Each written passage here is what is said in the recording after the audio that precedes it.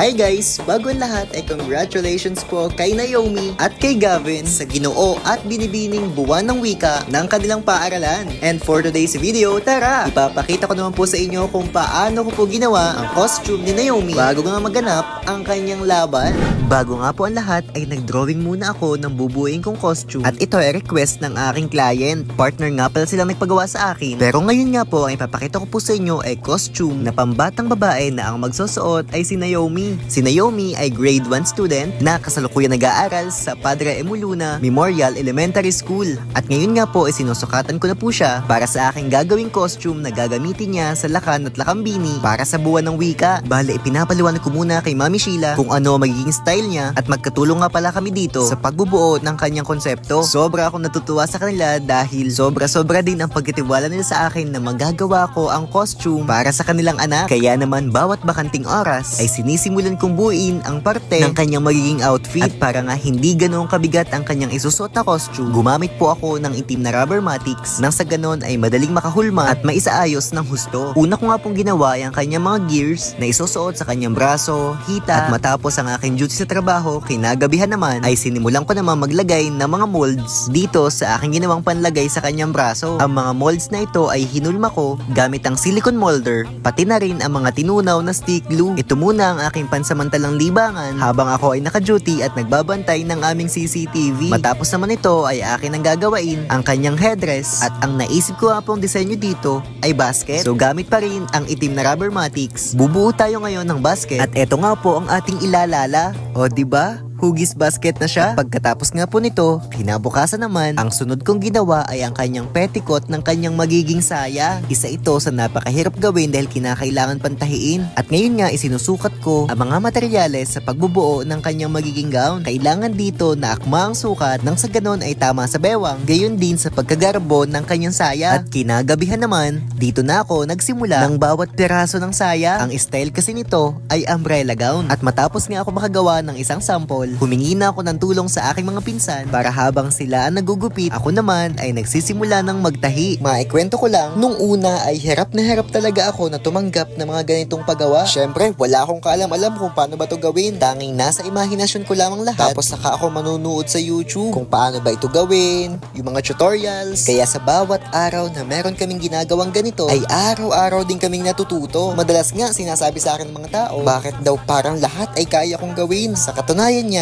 hindi naman lahat. Sadyang kapag may gusto lamang akong matutunan, tanong ako ng tanong kung paano, nanonood ako ng mga step by step kung paano gawin. Madaling sabi ay kung gusto mo talagang gawin ang isang bagay, hindi ka talaga titigil hanggat hindi mo natututunan. Ewan ko bagat ako'y hindi matali sa aking sarili. Alam nyo gayong pag mas wala akong ginagawa ay mas lalo akong napapagod. Yung tipong kunwari, natapos na yung gawain ko, ay Diyos ko po Rudy, para akong mababaliw na ano kaya ang aking gagawin ngayon. Ako'y nag-iikot-ikot sa amin, naghahanap ako ng pwede kong pagkalibangan. Minsan ako'y magtatanay, magluluto ng kung ano-ano, nag-iisip ko ano bagang pwedeng pagkakitaan, kundangan na nga lamang at ako'y may pagkapangkal. Minsan ko lamang malingilan ang paglilinis. Nga pala, sa buong talambuhay ko, ito pa lamang ang kauna-unahang gown binuo ko sa aking makinang ito na hindi ko akalaing magagawa ko. Kita nyo ba yan? Oh, bukang-buka eh. At dahil nga sigurado na ako sa style niya pati sa sukat, ayan, tinahian ko na ang ibabaw. Kumbaga final na. At ngayon nga, dyan ako maglalagay ng kanyang mga design. Gamit naman itong nabili kong banig. Yan baga yung ikakabit ko dun sa may taas ng palda. E di ganito baga ang kanyang magiging hitsura. Siyempre, katulong ko ulit ang aking mga pinsan. Pero dahil nga maaga pa sila bukas, ako na lamang ang naiwan sa aming bahay at itunuloy ko ang aking mga ginagawa. At nung makatapos ako, edi eto nga't ako'y naglikom na para bukas nga ulit. Madami-dami na ulit kalat ito. Kaya after ko nga po magdikpit, ay kinabukasan namin ituloy itong pagbubuo nito. At ngayon naman, ang gagawin ko ay ang kanyang backdress. Gamit naman ng mga kawad, ay gagawa ako ng kanyang parang pinakasakbatan. Ayan baga o, nakatindig na agad sa kanyang pinakalikod. At pagkatapos nito, ay lalagyan ko naman ng design yung bawat dulo ng banig. Isa-isa kong ikinakabit ang mga sunflower para kapag napagsunod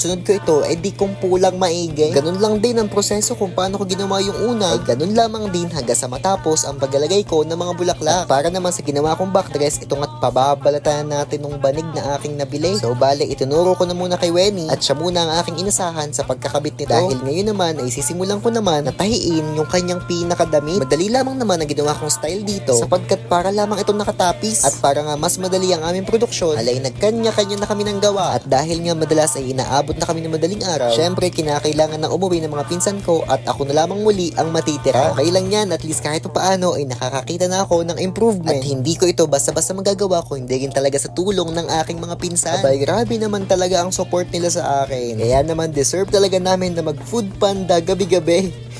Yan, at ikakabit ko na yung kanyang mga sinag-sinag. Ayan, dire-diretso lamang kagaya sa mga unang proseso. Unti-unti nang nabubuo yung konsepto at nagkakaroon ng kulay ang kanyang gown.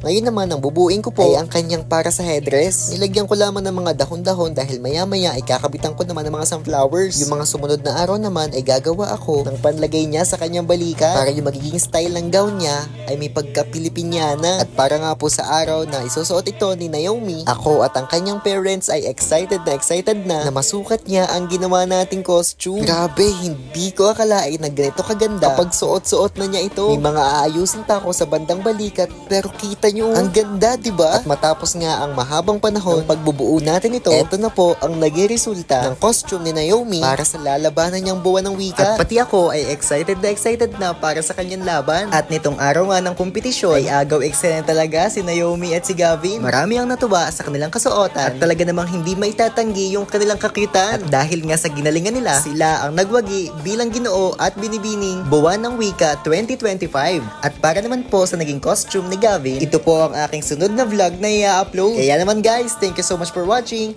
See you on my next vlog.